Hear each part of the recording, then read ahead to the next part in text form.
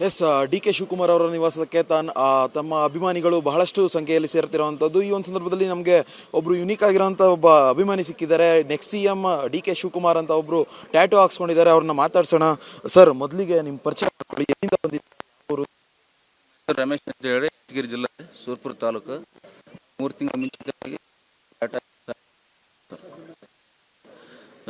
Sir ನೀವು next CM ಆಗ್ಬೇಕಂತೇಳಿ action tattoo ಅಂತ ಇಲ್ಲ ಮನಸ್ಸಲ್ಲಿರ್ಬೇಕು, ಈ ಥರ ಟ್ಯಾಟೋ ಆಕ್ಷನ್ ಮಾಡಂತ ಹಾಗೆ ಆಗ್ತೀರ ಅನ್ನೋತ್ನಾಗ ಆಶೀರ್ವಾದ ಆಗ್ತಂತ.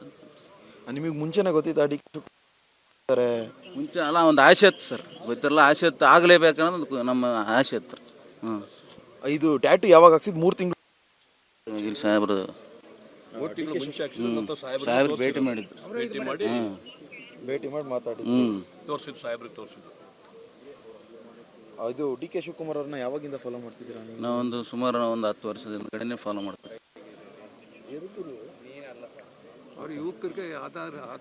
ಆದರ್ಶ ಸರ್ವ ಜನಾಂಗದ ಲೀಡರ್ಶಿಪ್ ಪ್ರೀತಿ ಮಾಡ್ತಾರೆ. ಈಗ ನಿಮ್ಮ ಕಡೆ ಎಲ್ಲ ಹೇಗಿದೆ ಡಿ ಕೆ ಶಿವಕುಮಾರ್ ಅವ್ರ ಕ್ರೇಜು? ಒಳ್ಳೇದು, ಭಾಳಷ್ಟು ಅದು ಒಳ್ಳೆ ಭಾವನೆ ಇದೆ ಸರ್, ಚೆನ್ನಾಗಿದೆ ಸರ್ ಕ್ರೇಜ್.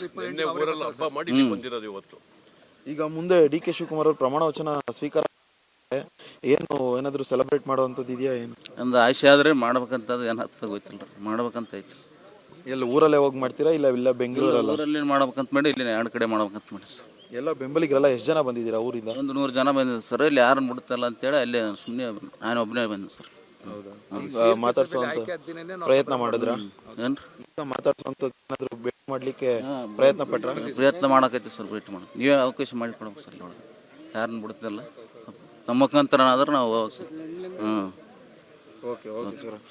ಎಸ್, ಇದಿಷ್ಟು ಡಿ ಕೆ ಶಿವಕುಮಾರ್ ರಮೇಶ್ ಅವರ ಮಾತಾಗಿರೋಂಥದ್ದು. ಕ್ಯಾಮ್ರಾ ಪರ್ಸನ್ ಸೂರ್ಯಪ್ರಕಾಶ್ ಜೊತೆ ಜೀವನ್, ಅಶ್ವೇಗ ನ್ಯೂಸ್, ಬೆಂಗಳೂರು.